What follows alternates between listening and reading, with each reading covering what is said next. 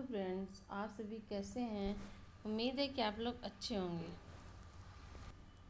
तो चलिए नोट्स बनाने के लिए तैयार हो जाइए। यूपी टेट फर्स्ट लेवल शब्दभेद। हिंदी के शब्दों का वर्गीकरण कितने प्रकार से होता है? 4 प्रकार से। हिंदी शब्द के कितने भेद हैं? 2। शब्द भेद: सार्थक शब्द, निरर्थक शब्द। सार्थक: जिन शब्दों का अर्थ हो, जैसे घर, नगर, ये क्या हैं? सार्थक शब्द हैं। निरर्थक: जिन शब्दों को कोई अर्थ न हो, उसे कहते हैं निरर्थक। हिंदी का वर्गीकरण कितने आधार पर हुआ है? पहला है उत्पत्ति के आधार पर, दूसरा है बनावट के आधार पर, तीसरा है अर्थ के आधार पर, चौथा है रूपांतरण प्रयोग के आधार पर। उत्पत्ति के आधार पर तत्सम शब्द है, तद्भव है, देशी है, अविदेशित या आगत है। आधार के आधार पर या बनावट के आधार पर रूढ़, यौगिक और योगरूढ़ है। अर्थ के आधार पर वाचक है, यानी अभिधा, लक्षणा, व्यंजना, एकार्थी, अनेकार्थी, पर्यायवाची। प्रयोग के आधार पर हैं विकारी, अविकारी, विलोम, पर्यायवाची पर विलोम भी है। उत्पत्ति के आधार पर पहला है तत्सम। संस्कृत के शब्दों का ज्यों का त्यों प्रयोग तत्सम शब्द कहलाता है। भी है तद्भव। संस्कृत के शब्दों में थोड़ा हेर फेर बने शब्द। देशी, देश में जन्मा शब्द। विदेशी, विदेश के शब्द का प्रयोग। व्युत्पत्ति के आधार पर रूढ़: जिन शब्दों के सार्थक खंड न हो, अर्थात जो अन्य शब्दों के मेल से न बने हो, घर, राम, चावल आदि, ये सब। यौगिक: जो 2 या 2 से अधिक शब्दों के योग से बना हो, उसे यौगिक कहते हैं। जैसे विज्ञान, विधन ज्ञान, विद्यालय, विद्याधन आलय, विद्यार्थी, विद्याधनार्थी। योग शब्द है कोई शब्द जो यौगिक तो हो, परंतु वो सामान्य अर्थ न देकर कोई विशेष अर्थ दे। जैसे पीताम्बर, लंबोदर, नीलकंठ, दशरथ। प्राय ये क्या होते हैं? नोट कर लीजिए। बहुब्रीहि समास का सारे उदाहरण होते हैं। क्यों? योगरूढ़।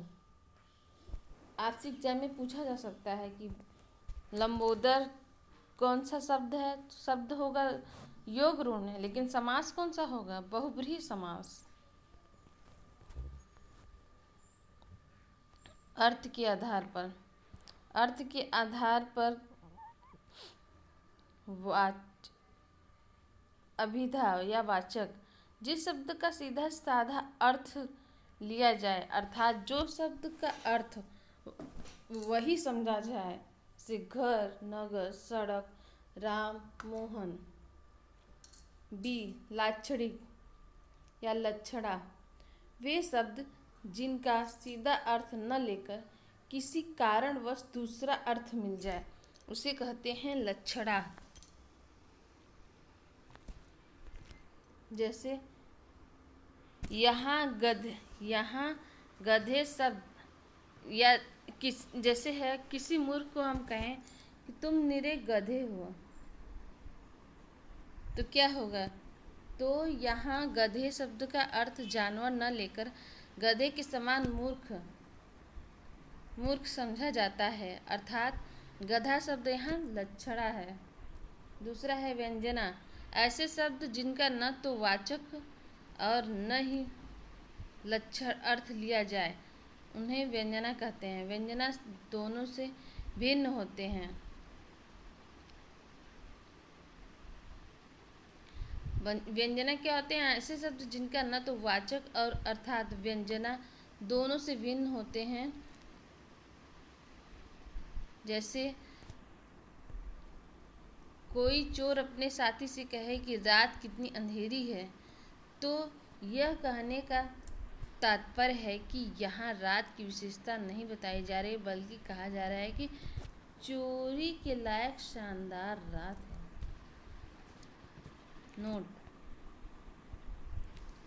इन तीनों व्यंजना लक्षणों के शब्द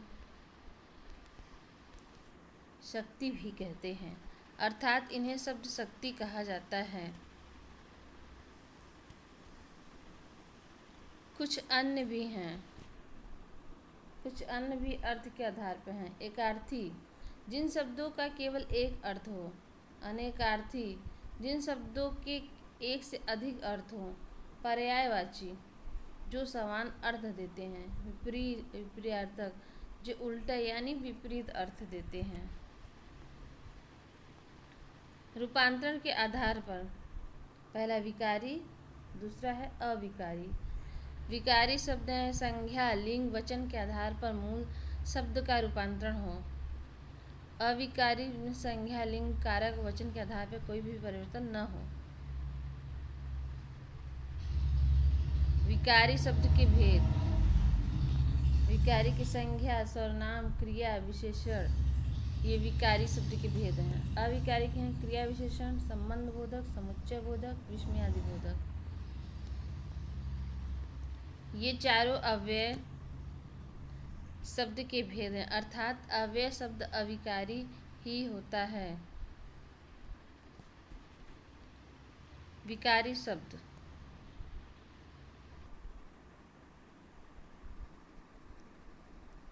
सर्वनाम, संज्ञाओं के बदले में प्रयोग किया जाता है, जैसे मैं, मैंने, तुम, वह। सर्वनाम के भेद: सर्वनाम 6 प्रकार के होते हैं।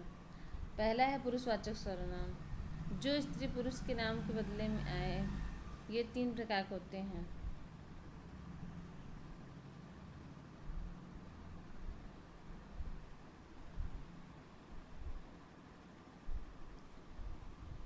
पहला है उत्तम पुरुष, दूसरा है मध्यम पुरुष, तीसरा है अन्य पुरुष। उत्तम पुरुष मैं, हम। मध्यम पुरुष तुम, आप, तूने, तुझको। अन्य पुरुष वह, यह, वे, ये, इन सब, इनसे, उनसे। निश्चयवाचक, जो किसी वस्तु का निश्चयात्मक संकेत दे, यह साफ है, वह सायमा है। अनिश्चितवाचक, किसी निश्चित वस्तु का बोध न हो, किसी को बुलाओ, घी में कुछ मिला है। संबंधवाचक, 2 वस्तुओं के बीच संबंध का बोध हो, जैसे जो, सो। प्रश्नवाचक, जिस सर्वनाम से प्रश्न का बोध हो, कौन, क्या, कहाँ। निजवाचक, जिस सर्वनाम से कर्ता का बोध हो, जैसे आप। विशेषण, संज्ञा सर्वनाम की विशेषता को बताने वाले को विशेषण कहते हैं।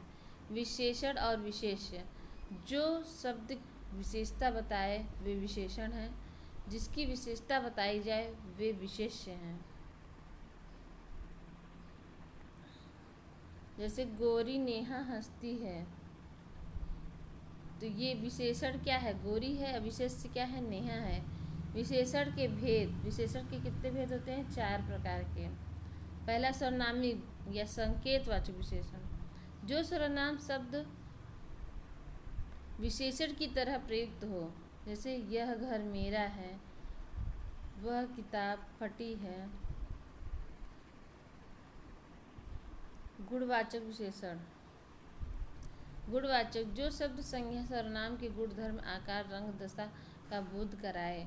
ये जैसे यह मेरी कुर्ती है, यह मेरी नई कुर्ती है, ये मेरी नई कुर्ती है, तो गुण क्या है? नई है। परिमाणवाचक, जो शब्द किसी वस्तु के परिणाम, जिसे माप तौल का बोध कराए, जैसे 5 kg, 6 kg, 7 kg। परिणामवाचक के 2 भेद होते हैं। परिमाणवाचक के 2 होते हैं, एक निश्चित परिमाणवाचक, जैसे 4 सेर दूध, 10 किलो, 5 क्विंटल गेहूँ। अनिश्चितवाचक, अनिश्चितवाचक में जैसे बहुत, भी, थोड़ा धन, अधिक चीनी। संख्यावाचक, जिसे वस्तुओं की संख्या का बोध हो। संख्यावाचक के 5 प्रकार हैं। पहला, गणनावाचक, 1 2 3 4।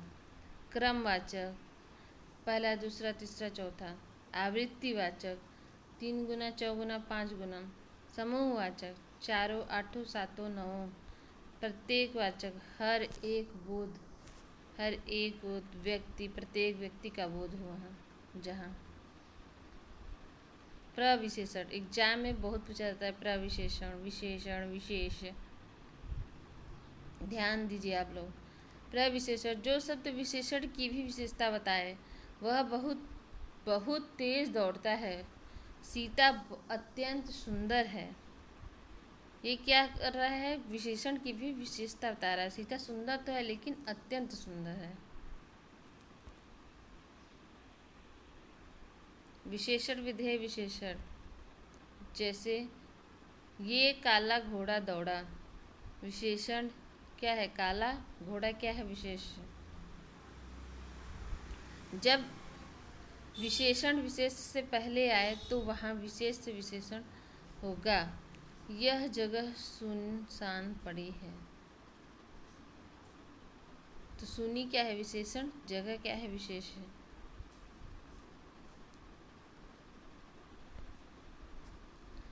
जब विशेषण विशेष के बाद आए तो वहाँ विधेय विशेषण होगा। विशेषण की अवस्था 3 होती है। मूलावस्था, उच्च और अधिक। उत्तरावस्था, उच्चतर अधिकतर। उत्तमावस्था, उच्चतम और अधिकतम। क्रिया, जिस शब्द में किसी काम का करना या पाया जाता है, जैसे रश्मि दौड़ना पसंद करती है। धातु, जिस मूल शब्द से क्रिया बने, जैसे दौड़, जा, खा। अगर इसे ना लगा दे क्या हो जाएगा? दौड़ना, जाना, खाना। धातु के भेद, धातु के 2 भेद होते हैं। मूल धातु स्वतंत्र होते हैं। एग्जाम्पल से पढ़, लिख, जा। यौगिक धातु प्रत्येक के योग से बनते हैं, जैसे चलना, चले, चला से चलना।